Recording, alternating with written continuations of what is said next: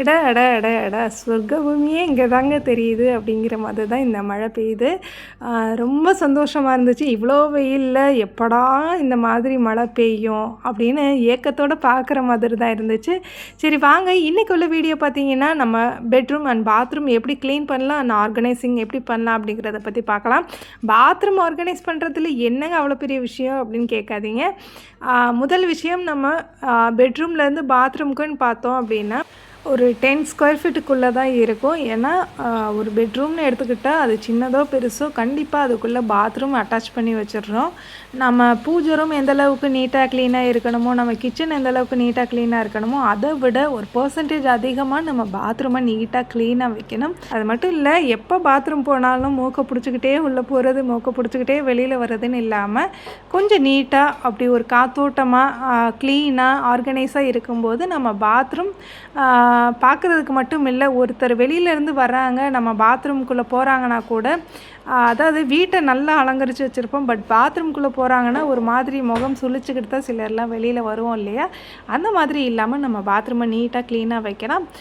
இந்த வீடியோ உங்களுக்கு பிடிக்குதா பிடிக்கலையான்றதை பற்றியுமே வீடியோ எண்டிங்கில் மறக்காமல் எனக்கு கமெண்ட் பண்ணுங்கள். வீடியோ ஃபுல்லாக பாருங்கள், அப்போ தான் நான் சொல்லக்கூடிய விஷயங்கள் உங்களுக்கு தெளிவாக புரியும். வாங்க வீடியோக்குள்ளே போகலாம். வீடியோக்குள்ளே போகிறதுக்கு முன்னாடி அனைவருக்கும் வணக்கம் and welcome back to our channel spiritual with Raji. எல்லாரும் எப்படி இருக்கீங்க? எல்லாரும் நல்லா இருக்கணும்னு இறைவன்கிட்ட பிரார்த்தனை பண்ணிக்கிறேன். வாங்க வீடியோக்குள்ளே போகலாம்.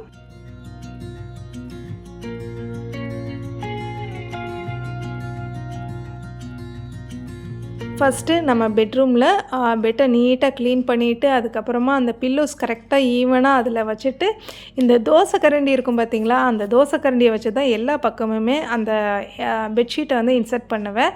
இது ஜிப்லாக் பெட்ஷீட் தான், இருந்தாலுமே ஜிப்லாக் இல்லை, அது ஜிப்பல்டு பெட்ஷீட் தான். அந்த எலாஸ்டிக் மாதிரி வரும் இல்லையா, இருந்தாலுமே அது ஒரு சைட்லேயுமே தூக்கிட்டு ஒரு மாதிரி அன்கம்ஃபர்டபுளாக இருக்கிற மாதிரி இருக்கும்.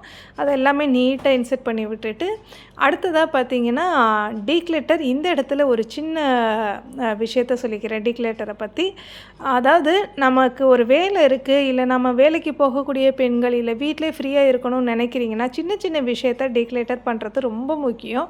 அதில் முதல் விஷயம்னு பார்த்திங்கன்னா, டீக்ளட்டர்னால் பொருள் எல்லாமே தூக்கி தூர போடுறது மட்டும் கிடையாது, அந்தந்த பொருளை அந்தந்த இடத்துல வைக்கிறது. இப்போ இந்த ஹேங்கரில் பார்த்திங்கன்னா என் ஹஸ்பண்ட் கண்டிப்பாக டெய்லி ஒரு 2 ஷர்ட் எடுக்கிறது, அதுக்கப்புறம் அது வேணாங்கிறது, அதுக்கப்புறம் ஒன்று போடுறது, இதெல்லாம் செய்ய தான் செய்வாங்க. எங்கள் வீட்டில் இல்லை, எல்லா வீட்லேயுமே இதே விஷயம் இருந்துக்கிட்டே தான் இருக்கும். இருந்தாலும் அதை அப்படியே நான் என்ன பண்ணுவேன் அப்படின்னா, 2 ஷர்ட்டு மட்டும் அதில் போட்டுட்டு மற்றது எல்லாத்தையுமே மடித்து வச்சுருவேன். இப்படி இருக்கிறதுனால இந்த இன்செக்ட்ஸ், பூச்சிகள், அப்புறம் இந்த கொசுக்கள் எல்லாமே வராமல் தடுக்கலாம்.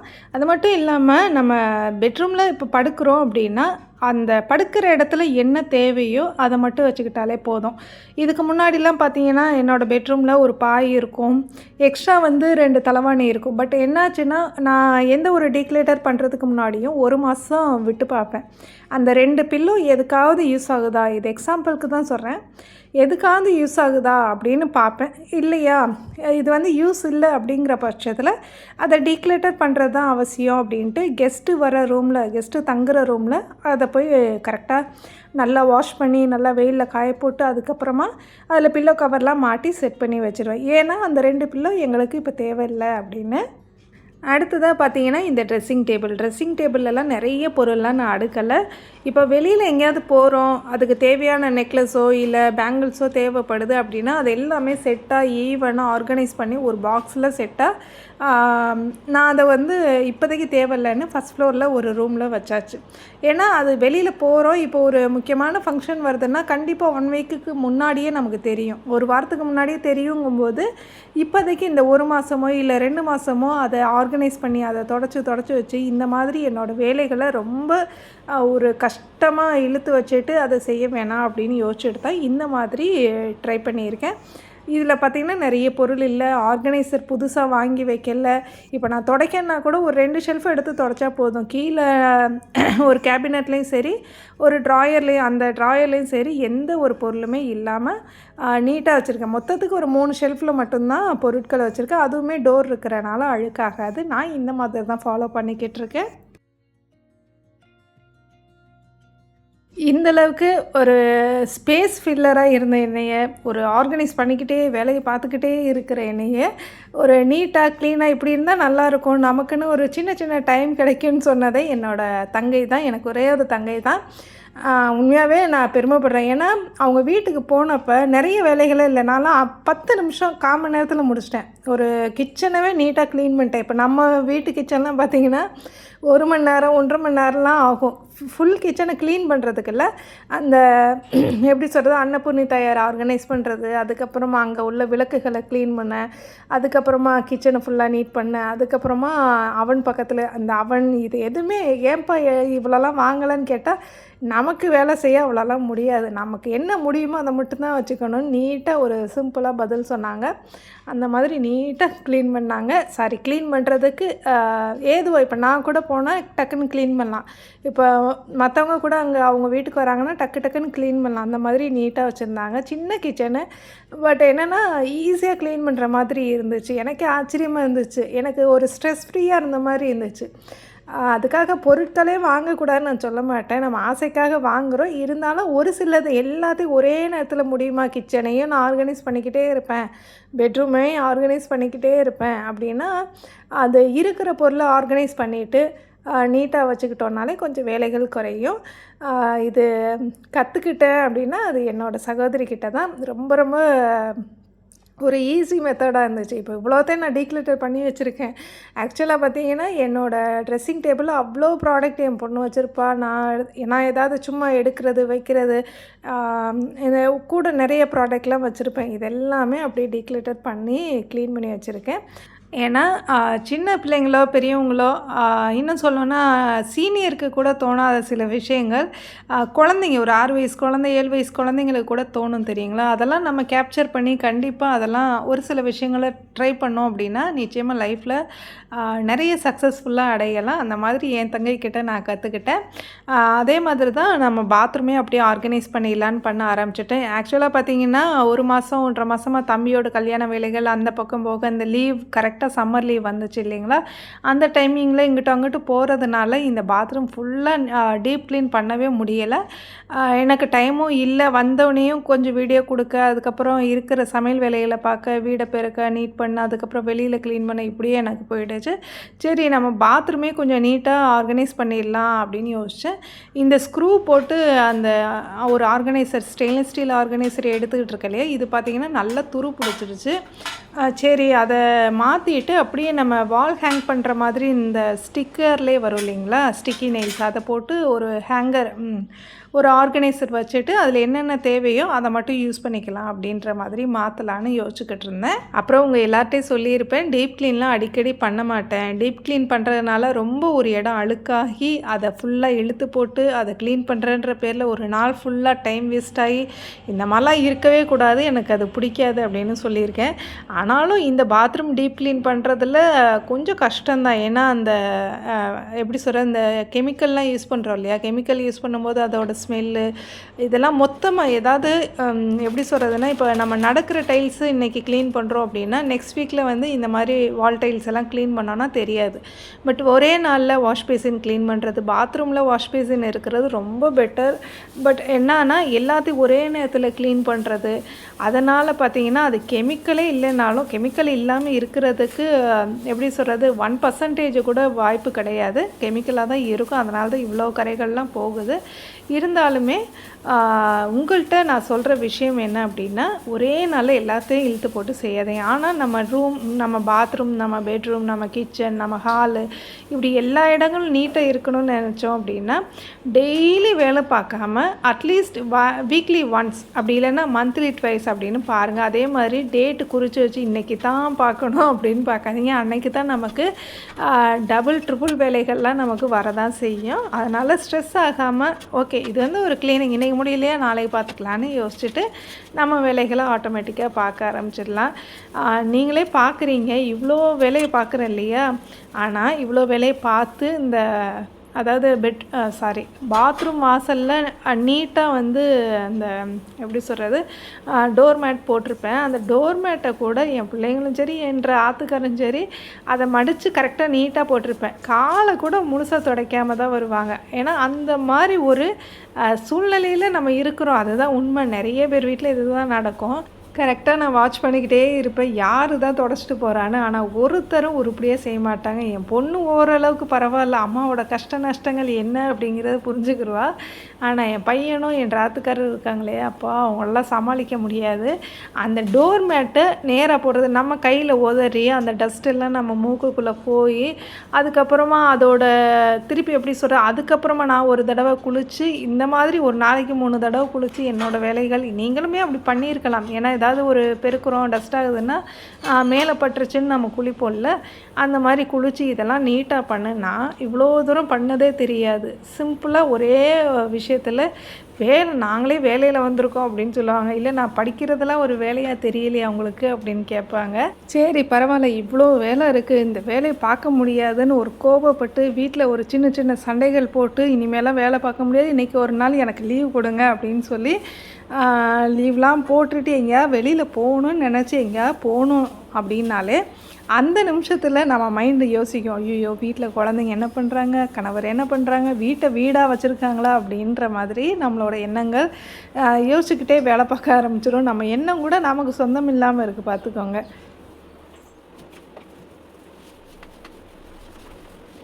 அப்புறம் வீடு கட்டுற நிறைய பேருக்கு சொல்லணும்னு நினச்சேன். தயவு செஞ்சு மாடலாக இருக்குது, நீட்டாக இருக்குது அப்படின்னு இந்த மாதிரி பறவைகள் இருக்கிற மாதிரி, இந்த மாதிரி மீன்கள் தாவர டால்ஃபின்லாம் தாவர மாதிரி பாத்ரூமில் வச்சுருப்போம் இல்லைங்களா, அந்த மாதிரிலாம் வைக்காதீங்க.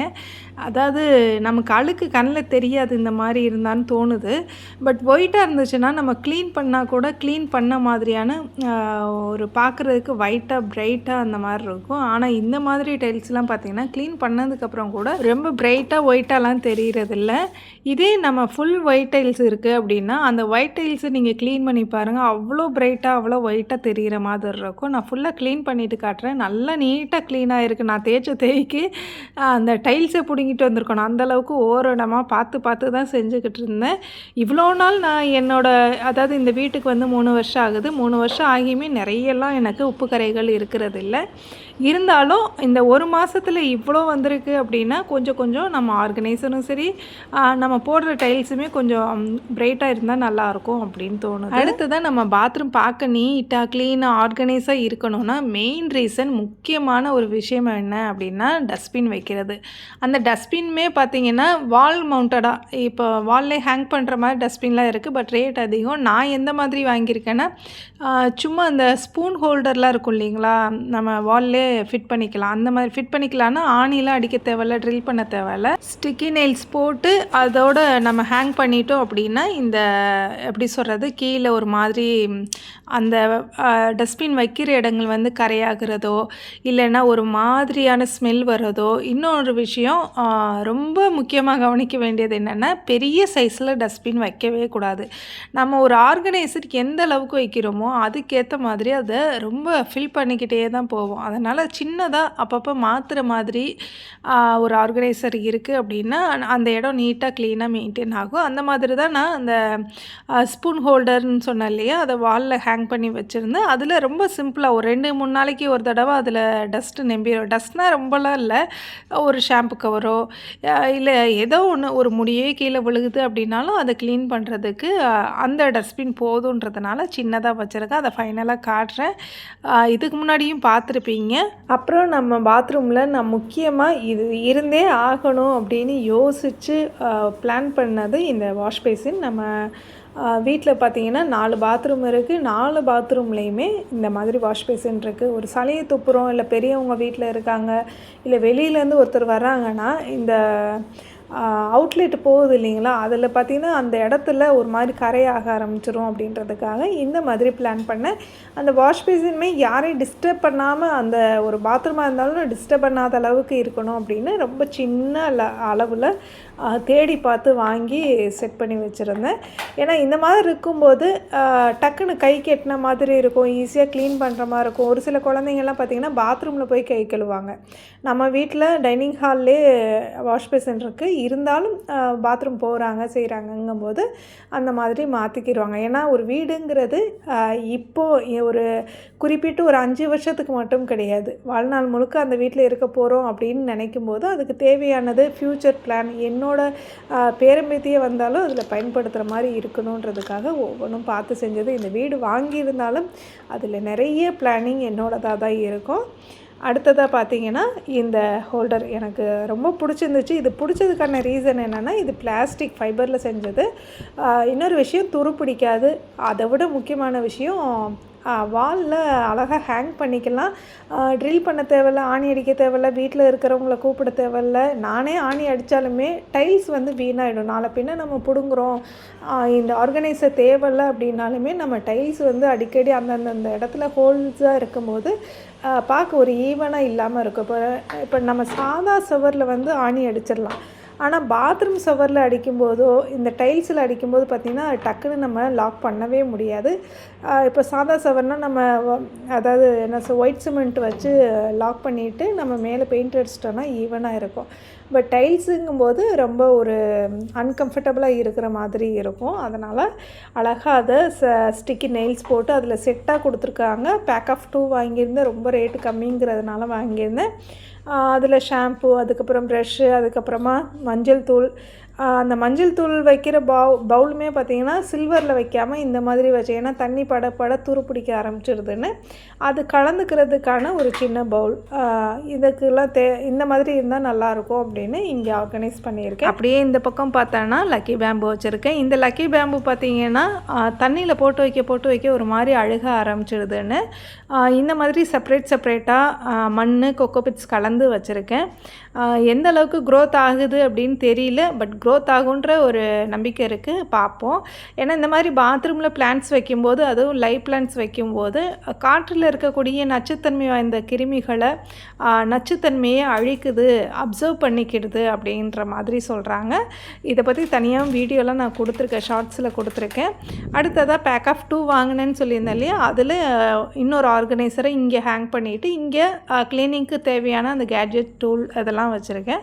மேலே நார்மலாக பாத்ரூமுக்கு தேவையான அந்த லிக்விட் ஜெல்லு இதெல்லாம் வச்சுருக்கேன்.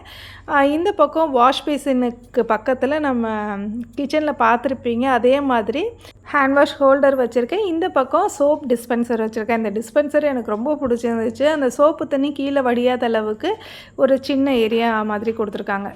தண்ணி கலெக்ட் ஆகிறதுக்கு தனியாக ஒரு ஆர்கனைசர் மாதிரி கொடுத்துருக்குறாங்க. ஈஸியாக க்ளீன் பண்ணுற மாதிரியும் இருக்குது. அதுதான் மெயின் ரீசன். அவ்வளோதான்.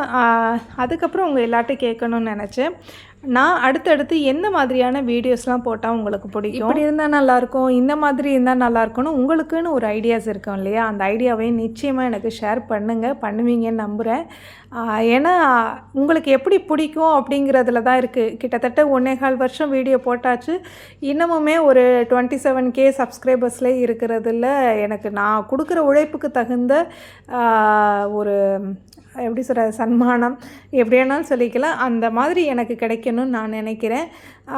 உங்களுக்கு எந்த மாதிரி இருந்தால் பிடிக்கும் அப்படின்னு மறக்காமல் கமெண்ட் பண்ணுங்கள். அது மட்டும் இல்லாமல் நீங்கள் டெய்லி என்னோடய வீடியோ பார்க்குறீங்க, என்னோடய ஷார்ட்ஸ் பார்க்குறீங்க இல்லையா, இதில் ஒரு 20% ஆஃப் ஒர்க் மட்டும்தான் நீங்கள் பார்க்குறீங்க. நான் 20% வேலை பண்ணுறதான் பார்க்குறீங்க. மற்ற 80% வேலைகள் இருக்குது. கிச்சனில் சமைக்கிறதா இருக்கட்டும், வீட்டில் க்ளீன் பண்ணுறதா இருக்கட்டும், இப்படி நிறைய வேலைகள் அன்றாடம் பண்ணிக்கிட்டே தான் இருக்கேன். இந்த 80% வேலையையும் அதுலேயுமே பார்த்திங்கன்னா இப்போ வெளியில் போகிறோம், கெட் ரெடி வித் மீ, அது மாதிரி நிறைய விஷயங்கள் இருக்குது இல்லையா.